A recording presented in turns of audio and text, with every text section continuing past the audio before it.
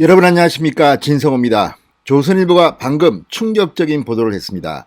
자, 이성윤 서울중앙지검장이 기소됐습니다. 바로 안양지청에서 하고 있는 김학의 수사를 외압을 넣어서 막았다는 의혹입니다. 그런데 그 뒤에 또 다른 윗선이 개입됐다는 의혹을 제기했습니다. 바로 여러분들도 잘 아는 사람, 조국 전 청와대 민정수석입니다. 당시 이 사건이 벌어졌을 때 청와대의 민정라인 책임자는 조국 전 장관이었습니다.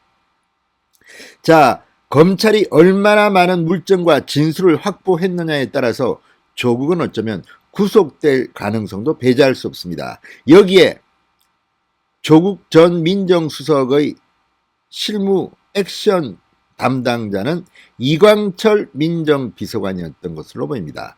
자, 지금 수원지검 형사 3부 이정섭 부장검사 수사팀이 하고 있는 이 김학의 수사가 이제 이성윤을 넘어서 조국 전 장관까지 갈 수 있을지 기초가 주목됩니다. 그렇지만 지금까지 드러난 정황들을 봐서 조국 전 장관은 어떻게든 법적 책임을 지게 될 가능성이 대단히 높아 보입니다. 진성호의 융단 폭격 시작합니다. 문재인 정권을 융단 폭격합니다. 방송에 앞서 아직 진성호 방송에 구독자가 아니신 분들은 붉은색 구독 버튼 눌러주십시오. 더 좋은 방송으로 보답하겠습니다. 이야, 이건 정말 대박입니다. 조국 이름이 드디어 나왔습니다. 저는 이미 그전부터 조국 전 장관의 수사 가능성을 예언했습니다. 다만 물증이 필요합니다. 어차피 그 위로 가다 보면 책임자는 문재인 대통령일 가능성이 높습니다. 자, 지금 굉장히 많은 검찰의 수사가 그 끝은 문재인 대통령을 가리킵니다. 원전 수사 역시 월성 원전 수사 역시 대전지검은 문재인 대통령을 겨냥했지만 청와대 비서관 수준 거기서 딱 끊겼습니다. 그 윗선으로 정책실장 수준까지는 못 올라갔습니다. 정권이 바뀌면 한 번 더 수사해야 됩니다. 마찬가지로 이번 김학의 사건 결국 조국까지 이름이 거명되기 시작했습니다.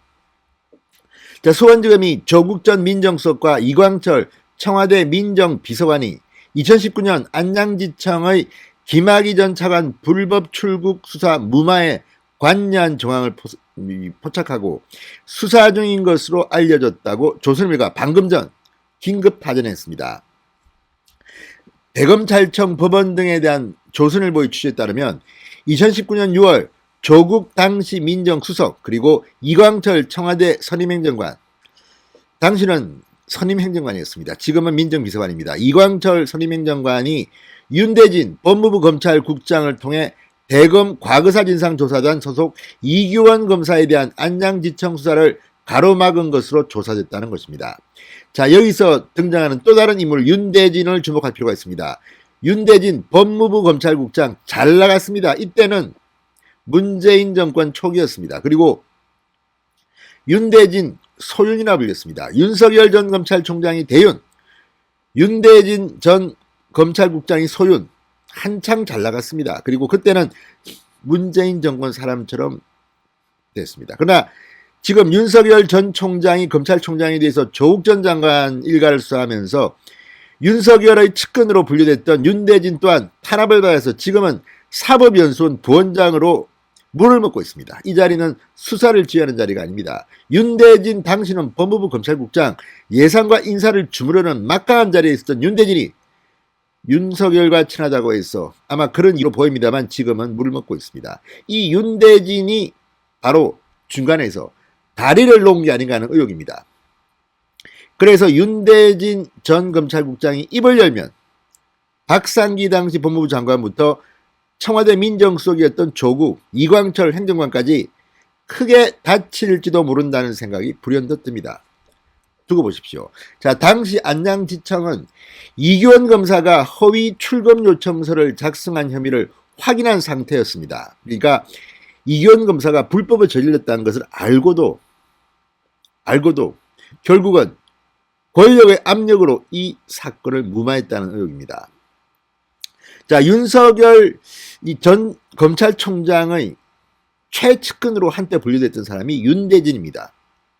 자, 윤대진 전 검찰국장은 형 의혹 아무튼 윤석열 전 총장과 관련해서 상당히 많은 문제점을 이야기했던 그런 인물입니다. 그 윤대진 전 검찰국장입니다. 자, 윤대진의 이 행동, 그러니까 법무부 검찰국장이 그런 자리입니다. 법무부 장관이나 청와대 사이드의 그런 민원이나 이런 것들을 검찰과 소통하는 통로입니다. 자, 윤대진 전 검찰국장을 통한 외압은 비슷한 시기 이성윤 서울중앙지검장 당시 대검찰청 반부패 강력부장과 비슷한 모양입니다. 자, 이성윤이 안양지청을 상대로 한 압력과 별개로 윤대진 전 검찰국장도 법무부 사이드에서 압력을 가한 것으로 보인다는 겁니다.